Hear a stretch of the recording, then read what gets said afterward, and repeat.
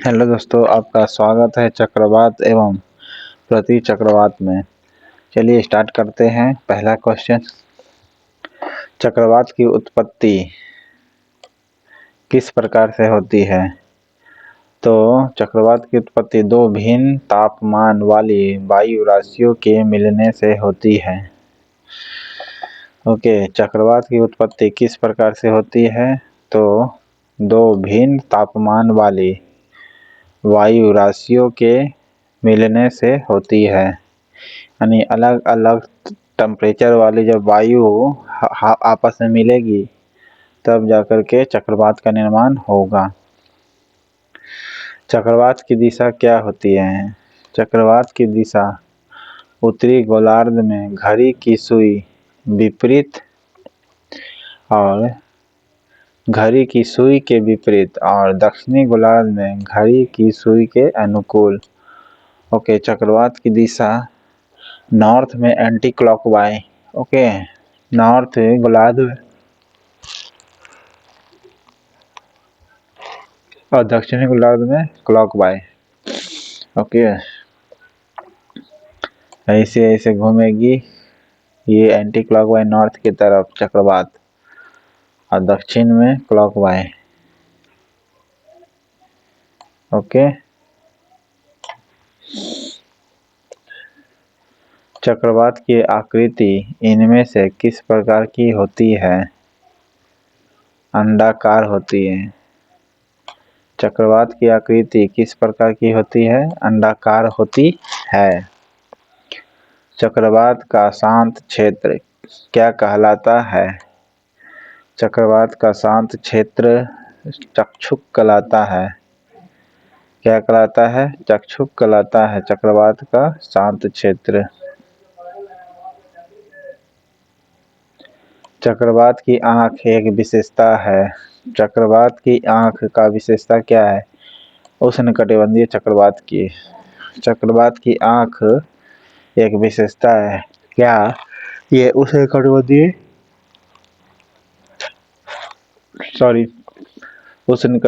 चक्रवात की है? चक्रवात की आंख का विशेषता क्या है? उष्णकटिबंधीय चक्रवात की है। फ्रंटल वर्षा किस प्रकार से होती है? फ्रंटल वर्षा चक्रवातीय गतिविधि से होती है।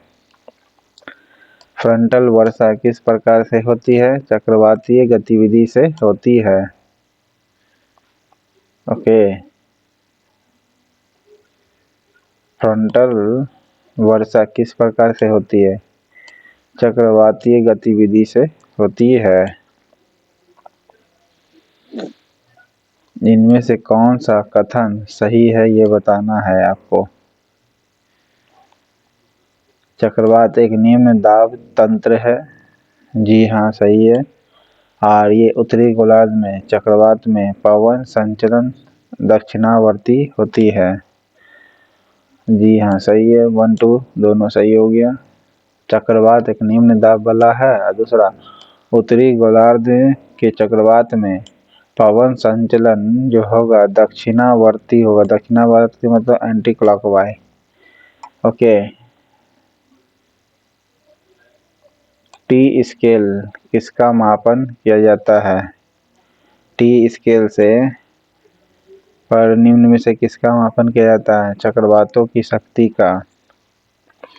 ओके, टी स्केल से किसका मापन किया जाता है? चक्रवात की शक्ति कितनी है उसका मापन करते हैं। ओके, फिलीपींस, जापान, चीन सागर में जो उष्णकटिबंधीय चक्रवाती तूफान आते हैं उन्हें क्या कहा जाता है? टाइफून कहा जाता है। ओके, टाइफून कहा जाता है। हालांकि वाग्यो के नाम से भी फिलीपींस में जाना जाता है, लेकिन फिलीपींस, जापान, चीन सागर में जो उत्पन्न होती है चक्रवातीय तूफान, ओके, उष्णकटिबंधीय चक्रवातीय तूफान, वो टाइफून के नाम से जानी जाती है। ऑस्ट्रेलिया में बिली विलिच के नाम से जानी जाती है। ओके,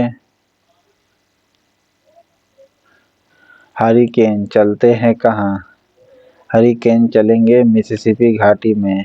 हरिकेन किधर चलेंगे? मिसिसिपी घाटी में। और टाइफून चीन में। ओके। कौन सा देश टाइफून से प्रभावित रहता है?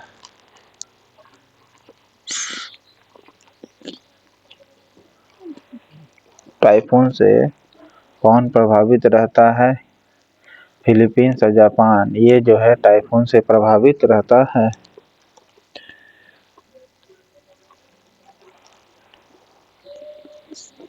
ओके।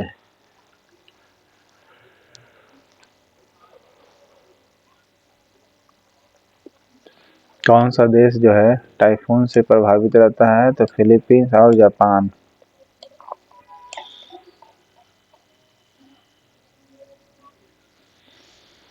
उष्णकटिबंधीय चक्रवातों को ऑस्ट्रेलिया में किस नाम से जाना जाता है? बिली बिलीज के नाम से।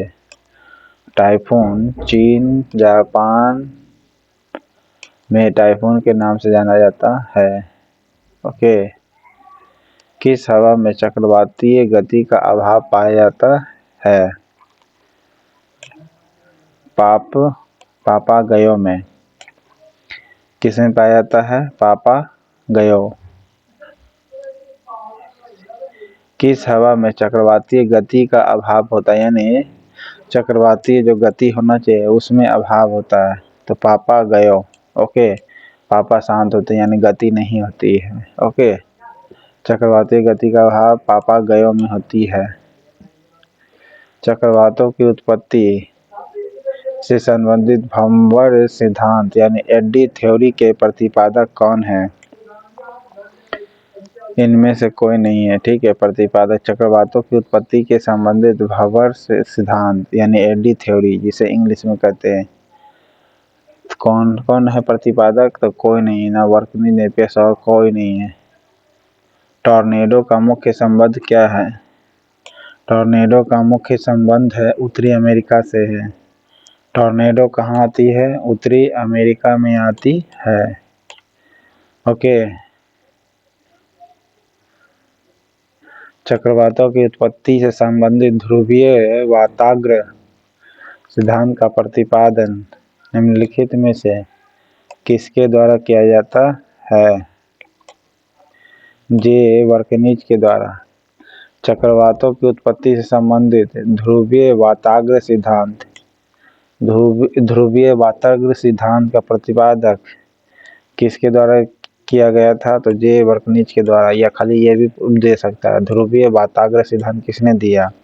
तो बोलिएगा जे वर्कनीज ने दिया था।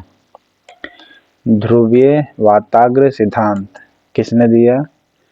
जे वर्कनीज ने। कौन सा सिद्धांत चक्रवातों की उत्पत्ति की व्याख्या नहीं करता है? प्रगामी तरंग सिद्धांत। ये चक्रवातों की उत्पत्ति की व्याख्या नहीं करेगा। बाकी से चक्रवात उत्पत्ति की व्याख्या होती है। भावर सिद्धांत से भी चक्रवात उत्पन्न होती है, गतीय सिद्धांत से भी होती है। ओके। पापागयो में गतीय का अभाव होता है, पता है ना? पापागयो जो चुप अथी होता है, टॉर्नेडो होता है यानी चक्रवाती होता है। फिर ध्रुवीय वाताग्र सिद्धांत जे वर्कनीज ने दिया था, जिसमें भी चक्रवातों की उत्पत्ति के बारे में बताया था जे वर्कनीज ने। ये नहीं होगा आपका आंसर ये है जो प्रगामी तरंग सिद्धांत से नहीं व्याख्या कर सकते हैं। टाइफून नामक चक्रवात से कौन सा क्षेत्र प्रभावित होता है? कौन सा क्षेत्र प्रभावित होता है टाइफून से? चीन सागर, बिलीज विलेज ऑस्ट्रेलिया। ओके। टाइफून से चीन प्रभावित होता है, बिलीज विलेज ऑस्ट्रेलिया, हरिकेन से यूएसए और टॉर्नाडो से कैरेबियन सागर। आंसर ये हो जाएगा। ओके।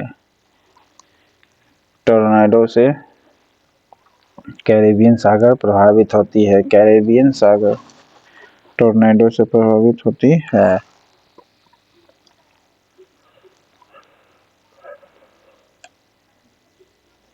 प्रति चक्र की विशेषता क्या है? प्रति चक्र की विशेषता है स्वच्छ आसमान। प्रति चक्रवात की विशेषता क्या है? स्वच्छ आसमान ये प्रति चक्रवात की विशेषता है। उच्च दबाव वाली हवाएं जो केंद्र से बाहर की ओर चलती है क्या कहलाती है? प्रति चक्रवात कहलाती है। उच्च दबाव वाली हवाएं जो केंद्र से बाहर की ओर निकलती है क्या कहलाती है? प्रति चक्रवात कहलाती है। ओके, प्रति चक्रवात कहलाती है। उच्च दबाव वाली हवाएं जो केंद्र से बाहर की ओर चलती है क्या कहलाती है? प्रति चक्रवात कहलाती है। प्रति चक्रवात में वायु दाब कहाँ अधिक होता है? वायु दाब कहाँ अधिक होता है? केंद्र में। ओके, केंद्र में वायु दाब अधिक होगा। प्रति चक्रवात में वायु दाब कहाँ अधिक होगा? केंद्र में होगा। ओके, उच्च दबाव वाली हवाएं जो केंद्र से बाहर की ओर चलती है क्या कहलाते हैं? प्रति चक्रवात। प्रति चक्रवात किस क्षेत्र में कम उत्पन्न होते हैं? भूमध्य रेखीय क्षेत्र में। प्रति चक्रवात किस क्षेत्र में कम उत्पन्न होते हैं? भूमध्य रेखीय क्षेत्र में होता है। ओके, प्रति चक्रवात किस क्षेत्र में कम उत्पन्न होते हैं? तो भूमध्य रेखीय क्षेत्र में उत्पन्न होते हैं। ओके,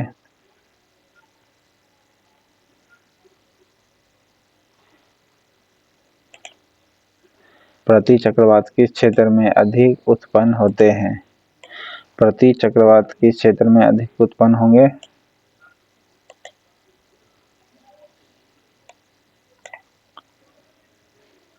उपोष्ण कटिबंध उच्च दाब क्षेत्र में। उपोष्ण कटिबंधीय उच्च दाब क्षेत्र में प्रति चक्रवात उत्पन्न होते हैं। प्रति चक्रवात किस क्षेत्र में अधिक उत्पन्न होंगे? तो उपोष्ण कटिबंधीय उच्च दाब क्षेत्र में होंगे आपके। ओके, प्रति चक्रवात उपोष्ण कटिबंधीय उच्च दाब क्षेत्र में होंगे। प्रति चक्रवात चक्रवात की तुलना में होते हैं बड़े। प्रति चक्रवात जो होते हैं चक्रवात से बड़ा होता है। ओके, प्रति चक्रवात की आकृति सामान्यतः होती है कैसी? गोलाकार। प्रति चक्रवात की आकृति सामान्यतः कैसी होती है? गोलाकार होती है और ये चक्रवात से बड़ी होती है। प्रति चक्रवात। प्रति चक्रवात में वायु की दिशा होती है किधर? उत्तरी गोलार्ध में घड़ी की सुइयां के अनुकूल और दक्षिणी गोलार्ध में घड़ी सुइयां के विपरीत। प्रति चक्रवात का बोल रहे हैं। ये चक्रवात का होता तो उल्टा हो जाता। प्रति चक्रवात में उत्तरी गोलार्ध नॉर्थ गोलार्ध में अगर देखिएगा तो घड़ी की सुइया के अनुकूल चलते रहेगा, ऐसे चलेगी प्रति चक्रवात। यही चक्रवात का रहता तो हम उल्टा कर देते, दक्षिणावर्त हो जाता। ठीक है, और दक्षिणी गोलार्ध में घड़ी के सुइयों के विपरीत हो जाएगी। प्रति चक्रवात का ये खेल बता रहा हूँ मैं। ओके, यानी ठीक अपोजिट रिएक्शन है चक्रवात और प्रति चक्रवात का। कथनों में से कौन सा प्रति चक्रवात के संदर्भ में सही है ये बताना है आपको। प्रति चक्रवात उच्च दाब केंद्र युक्त एवं एक पवन या तंत्र है। प्रति चक्रवात क्या है? प्रति चक्रवात क्या है? प्रति चक्रवात उच्च दाब केंद्र युक्त एक पवन तंत्र है। प्रति चक्रवात उच्च दाब केंद्र युक्त पवन है।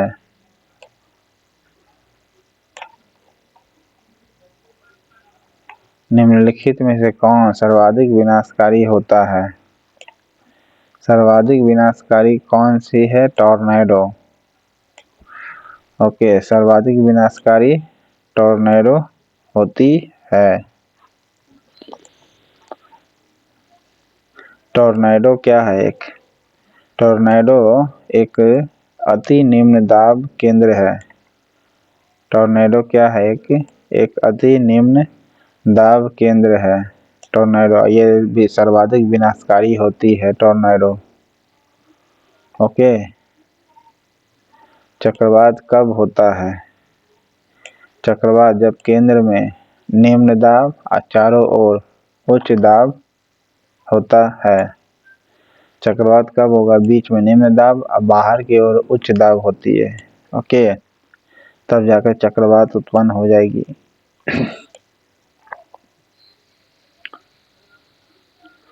इनमें से कौन सा कथन है विचार करना है।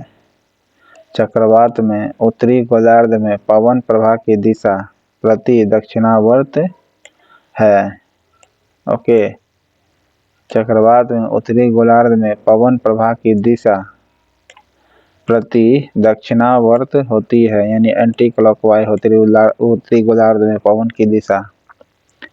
ओके, उष्णकटिबंधीय चक्रवात भूमि पर पहुंचने पर छिन्न हो जाता है क्योंकि वहां नमी वायु की बृहद मात्रा में पूर्ति नहीं होती है। ओके, कोष नम वायु की बृहद मात्रा में पूर्ति नहीं होती है। आंसर सी हो जाएगा। ओके, चक्रवात में उत्तरी गोलार्ध में पवन प्रवाह की दिशा एंटी क्लॉकवाइज होती है उत्तरी गोलार्ध में। उष्णकटिबंधीय चक्रवात भूमि पर पहुंचने पर क्षीण हो जाता है क्योंकि कोष नम वायु की बृहद मात्रा में पूर्ति नहीं होती है। ओके, इस प्रकार मात्र 32 क्वेश्चन था चक्रवात और प्रति चक्रवात से। चैनल पसंद आए तो लाइक करिएगा, सब्सक्राइब करिएगा। थैंक यू दोस्तों।